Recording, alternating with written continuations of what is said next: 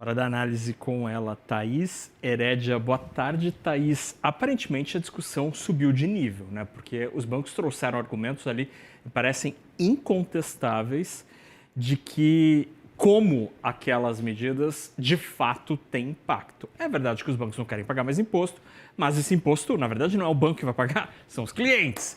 Então, tem um impacto ali e aparentemente, depois dessa conversa, me pareceu que realmente a equipe econômica talvez volte a algumas outras casas e possa, eventualmente, anunciar outras medidas diferentes do IOF. Qual foi a tua leitura? Olha, Enaca, boa tarde para você, boa tarde a todos. Cabelo novo, agora que eu estou me vendo na televisão, gente, ficou bonitinho. Mas vamos lá, brincadeiras à parte.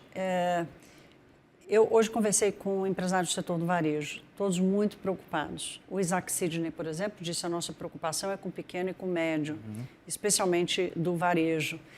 Essa turma faz operação de capital de giro a cada 2, 3 meses.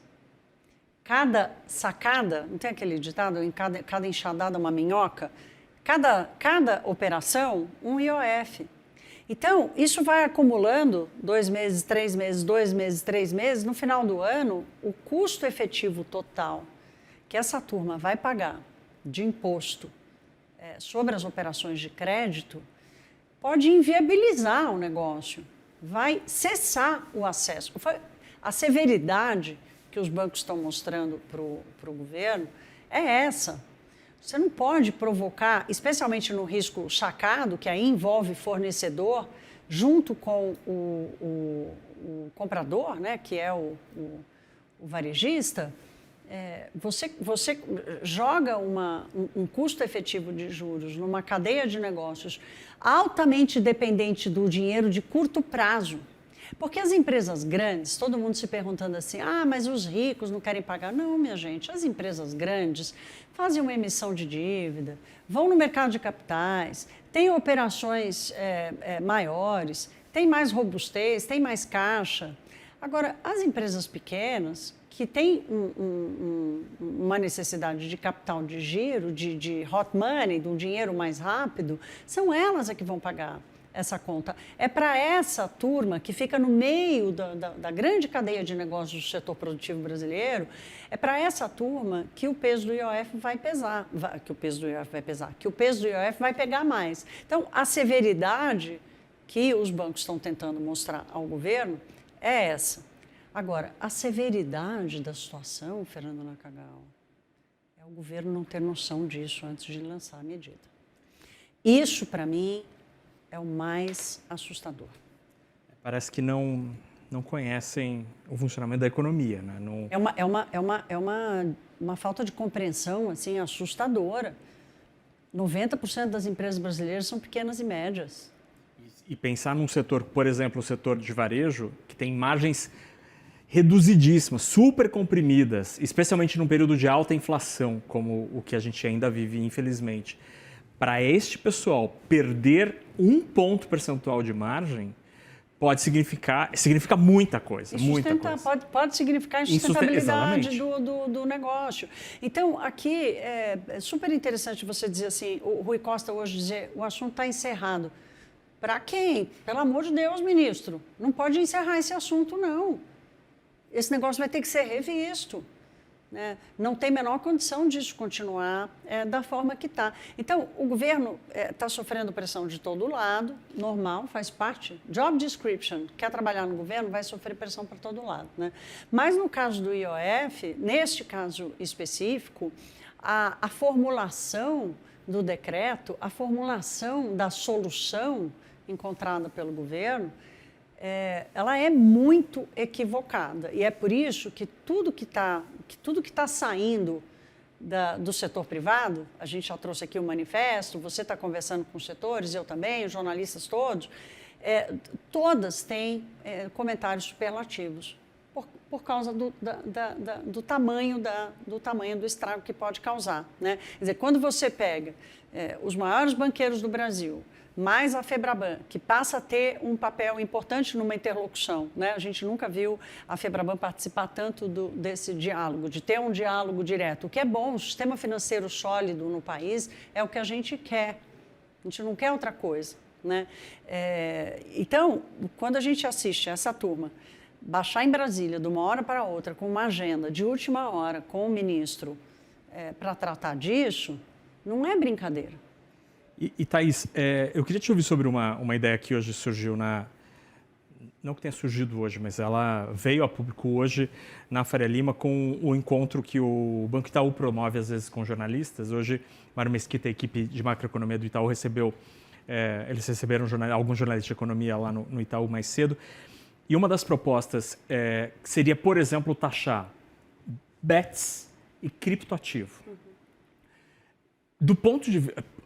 E aí, o racional que é muito interessante dessa história, porque o impacto fiscal, a capacidade de arrecadação, pode ser, dependendo da dosimetria, parecida com o IOF, em alguns segmentos, né, dessa troca que o governo estuda.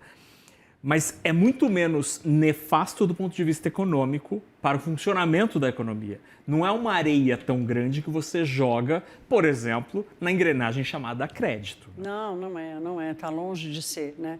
Não significa que esteja certo, né? Quer dizer, o Isaac Sidney fala outra coisa, né? Nós não podemos resolver o problema do fiscal aumentando tributo Sim. toda hora.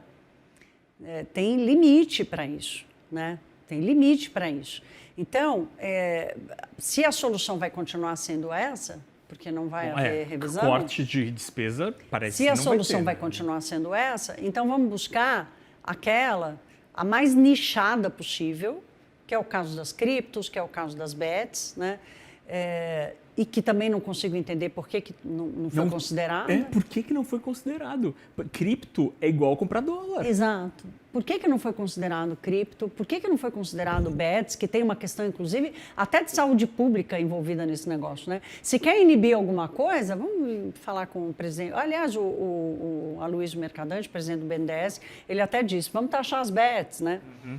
Por que não fez isso antes, né? Em vez de achar que usar o IOF, apertar o pescoço do pequeno e médio empresário brasileiro, que é quem toca a economia do Brasil, né? É bacana, porque daí o Banco Central não precisa fazer mais nada. É uma lógica quase perversa, essa do IOF. E o assustador, Naka, é que é isso, assim, como é que pode o governo lançar mão dessa medida da forma como fez a questão do risco sacado, operações de crédito que eram isentas, né? Num país que já tem um problema de crédito. O crédito no Brasil é 50% do PIB, gente.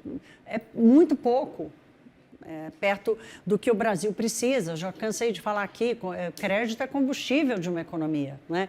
Então, se você não tem um combustível, você nunca vai longe. Não vai longe sem combustível. Né? Você vai descendo na banguela, né? como a gente diz, ou como dizia meu filho, na bengala, você vai descendo na banguela quando o morro está para baixo, mas e na hora de subir, se não tiver combustível? Faz o quê? Para o carro, vai buscar, volta para trás com um galãozinho e vai de galão em galão? É isso que o Brasil está fazendo nesses últimos anos. E aí veio, eu já usei essa expressão aqui também, né? Botar o IOF dessa forma no crédito é como gasolina adulterada. Agora, essa frase que está aqui embaixo, aqui, ó, para vocês, ninguém sabe o que será do IOF, eu acho que é o momento que a gente vai ter que esperar e entender assim, qual vai ser o equilíbrio que o governo vai tentar encontrar para lidar com a confusão que ele mesmo arrumou. O governo não, a equipe econômica.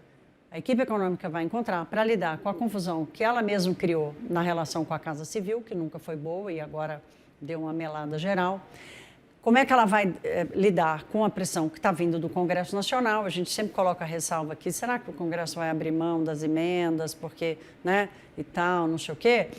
Mas ainda assim precisa encontrar uma solução. Como é que vai se sair melhor? O ministro Haddad não pediu crédito por ter recuado na própria quinta-feira? Usa a mesma fórmula, pede crédito porque recuou uma semana depois.